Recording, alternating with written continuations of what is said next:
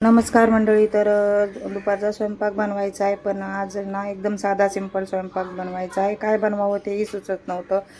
कधी कधी होतं ना असं की काय भाजी करावी, तर ते सुचत नाही. तर मग म्हटलं चला आज मस्त अशी कांद्याची चटणी बनवूया. मुलांना विचारलं तर तेही बोलले बनव. तर मग असा मोठासा 2-3 कांदे चिरले मी आणि एक टोमॅटो चिरला आणि थोडीशी जी मठाची डाळ असते ती भिजत घातली होती त्याच्यामध्ये टाकण्यासाठी. थोडीशी वेगळ्या पद्धतीची चटणी बनवून राहिले. तर जिरे मोहरीची फोडणी दिली, कांदा लालसर होईपर्यंत छान परतून घेतला. त्याच्यानंतर एक टोमॅटो टाकला आणि नंतर टोमॅटो टाकल्यानंतर डाळ टाकली, आपले मसाले लाल तिखट वगैरे टाकलं, छान मिक्स केलं आणि 5 मिनटं झाकण ठेवून परतून दिलं आणि कांद्याची चटणी तयार झाली.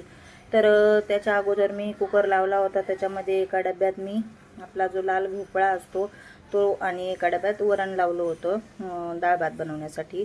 तर आदिती म्हटली होती की भोपळ्याचे घारगे बनव. याच्या अगोदर एकदा बनवले होते तर तिला आवडले होते. ती म्हणजे पुरणपोळीसारखेच लागतात. तर म्हटली की भोपळ्याचे घारगे बनव, म्हणून मी भोपळा आणला होता. तर म्हटलं चला त्याचे घारगे बनवूया. तर भोपळा छान असा उकडून घेतला आणि लगेचच त्याच्यामध्ये मी गूळ चाकूने चिरून मग असा आपलं जे पावभाजीचं स्मॅशर असतं ना त्याने छान असं मिक्स करून घेतला. त्याच्यामध्ये 2 चमचे बेसन पीठ, 2 चमचे रवा आणि 2 चमचे तांदळाचं पीठ टाकलं आणि मावेल तेवढं गव्हाचं पीठ टाकलं, थोडीशी वेलची पूड टाकली, मीठ टाकलं आणि त्याचा गोळा बनवून घेतला आणि छोटे छोट्या अशा त्याच्या पुऱ्या लाटून घेतल्या. तर त्याला पीठ वगैरे न लावता त्या जी लाटी असती किंवा जी छोटे गोळे असतात ना त्याला मी तेल लावून अशा त्याच्या छोट्या छोट्या पुऱ्या लाटून घेतल्या. याला खसखस लावतात पण माझ्याकडे खसखस पण नव्हती तर मी नाही लावली. आणि तोपर्यंत कढई पण ठेवली होती गॅसवर तेल गरम व्हायला.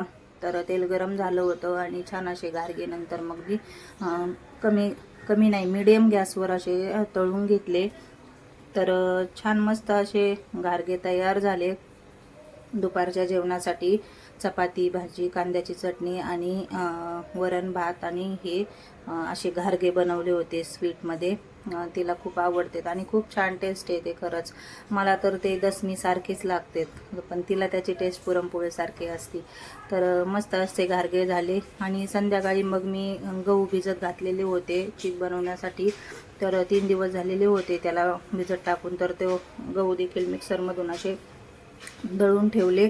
म्हटलं मग त्याचा चीक होईल उद्या परवाच्याला खायला. तर असे गहू दळून त्याचा असा मस्त चीक काढून घेतला. तर असा होता माझा आजचा दिवस. बाय.